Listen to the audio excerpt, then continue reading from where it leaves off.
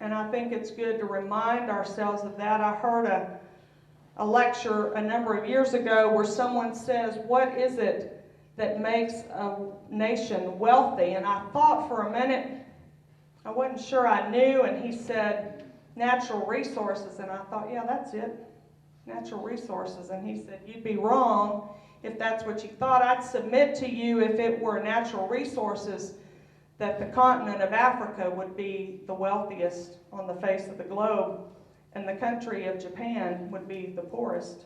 And I bet you would agree with that. He said the wealth of a nation is in her people. It is people that make a nation wealthy. It is a legal immigration process and an assimilation that has made this country the great country that it is. It is not shutting down a legal immigration process that ought to be our goal. It is ensuring a legal immigration process and an assimilation to this American way of life that will keep us the greatest country on the face of the earth, and that's what needs to be promoted. So the sheriff says to me, we just want to see all traffic going through the legal ports of entry where we have U.S. border security and U.S. border patrol there to work that, and we'll be happy. And I thought that'd probably be a vast improvement over what we have today. And I said, well, tell me about your county, Arvin. He said, I've got 96 miles of border.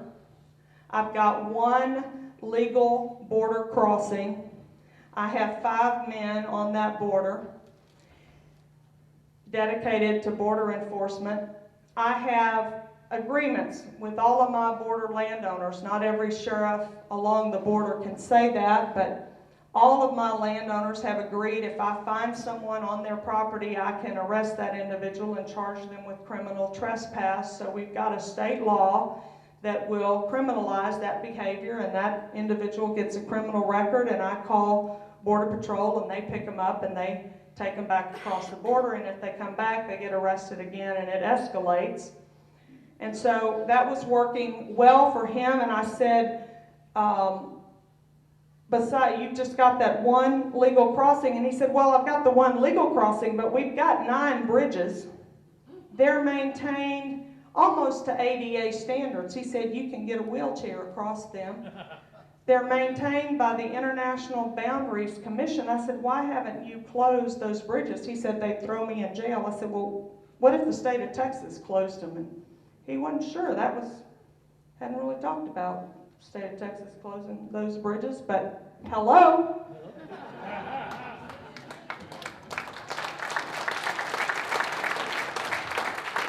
I don't want Arvin to go to jail, you understand, but the state of Texas ought to be closing those bridges and telling the International Boundary Commission that's our border, and we will protect that border.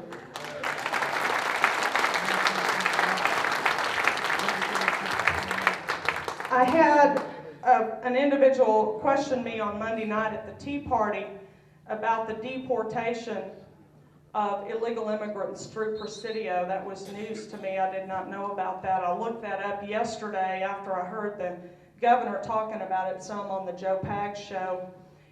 And I'm going to Cameron County and Hidalgo County this weekend, Brownsville, McAllen, Harlingen area. I'm going to be talking with local law enforcement there. And in meeting with Arvin West, I also had the opportunity to meet Donnie Ray as the executive director of the Texas Border Sheriff's Coalition. There are 14 border counties in Texas, and there are 6 additional counties that have land within 25 miles of the border. They form the Texas Border Coalition. Donnie Ray is the executive director of that coalition, and I needed to call him yesterday to talk to him about my trip to South Texas to see if there was anybody else there that I could talk to gain a better understanding of the problem and to seek that collective wisdom of how we fix it, because I really believe that the guys that live with it day in or day out are probably going to be the best hope for helping us understand how we can solve that problem. And after we had that conversation, I said, in fact, when I called his office, his receptionist said he wasn't in, he was in Big Bend country. I could call him on his cell and I may or may not get him. And I got him and I said, I understand you're in Big Bend country. Are you there looking at what's going on in Presidio with all of the deportations that are happening? And he said, what are you talking about? I just talked to the sheriff in Presidio. In fact, I was just with him 2 hours ago. We hadn't been consulted about that. And I said, well, according to the news media, I've got an article right here, I think it's the Rio Grande Citizen or something to that effect, says that we are deporting, U.S. Department of Homeland Security is going to be deporting 34 or 37,000 voluntary deportees from Arizona, busing them to Presidio, Texas, 94 people a day, and letting them walk across the border back into Mexico. Seems to me the sheriff's office in Presidio County is going to need some help real quick. What has Texas done? Have we sent rangers? Have we sent guard? What have we done to help you? He said, I was with that sheriff 2 hours ago. He has not heard from the state of Texas. I said, fancy that. This little underdog can't win, doesn't know what she's doing. Governor's candidate is alerting you to this problem. I've got your back. I'm concerned. Today, I started preparing to govern the state of Texas in February of this year. I'm going to work my butt off to be ready to do that job in January of 2010. I'm paying attention today. Where's the governor? Wringing his hands and sending a letter on Halloween to Janet Napolitano saying, we don't think this is a good plan. Really? Is that the best Texas has to offer? Is a letter to Janet Napolitano? I don't think so. If we are serious, people will know we are serious. We're not serious. He's not serious about closing that border. And when Arvin and I first talked, he said, Debra, you can quote me on this. I've been to Washington, D.C. a number of times. First 3 or 4 times that I went to Washington, I made it a point to visit with Texas senior senator. I needed her help on getting this border secured. He said all she's interested in is a photo op. After 4 pictures, I haven't gone back to see her again. I work with others in Washington to try to address this problem. Neither Rick Perry nor Kay Bailey are going to protect our property. They are not going to protect our sovereignty. And they are not going to protect our border. What are we doing in Texas? And thank you.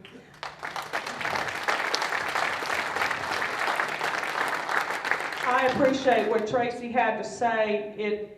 It is interesting. We've had an interesting relationship thus far with the media. We like to bash the media and say that they don't give us a fair shake, but I have to tell you that every time they've written an article or done an interview with me, with the exception of one, they've been pretty favorable articles and pretty fair pieces, pretty good pieces. But unless it's about me particularly, it seems like every time they talk about the governor's race, it's just those two. That better change. It better change pretty soon. I've been asked from the beginning of this campaign, can you win? And I say, you know, that's really not entirely up to me. I'm going to do all that I can do. I'm going to work long days, hard days. I know that. It is the price that I'm willing to pay gladly for this race for such a time as this. But it's really up to you. How much are you going to do between now and next March to make sure that you don't have to choose, as someone said in Dallas recently, between the evil of 2 lessers?